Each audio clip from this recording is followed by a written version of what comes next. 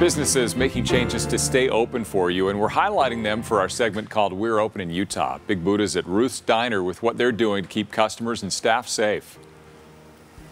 Hey, today's We're Open in Utah is legendary. Now, if you have not heard of Ruth's Diner, well, then you're a lot like people who are staying home and turning their TVs off, all right? We're going to reintroduce you to a legendary place to come and get your eat on for We're Open in Utah. My man Patrick, okay, I'm going to say this right now, Pat.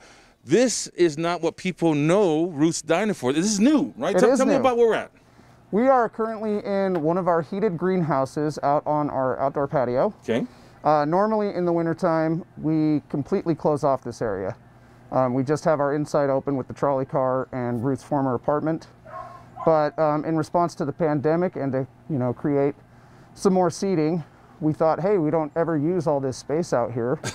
Let's try and see if we can crack that egg. So how much space have you created for more people? How many more people can you fit? We have maintained our winter capacity by allowing enough space for people to socially distance. So adding this is like a lifesaver for your industry, right, for your business. Right, yeah. Okay. Yeah, it's that's been the whole key for us during this pandemic, is how to repurpose the space that we could no longer use. And I'm sure it's an obvious maybe distinction for people to already think, because you're a food business, so they might already, well, they're sanitizing, they're cleaning. Are you doing any more heightened stuff above and beyond CDC requirements? I mean, we take temperatures when employees come in upon arrival. We require guests and staff to wear masks. Guests can take off masks once they sit down. We're constantly disinfecting and sanitizing. Even before, back in March, before we closed, we were watching the news and we started taking everything off of our tables. We started doing extra cleaning. We got some more high-powered cleaning products. So you're safe.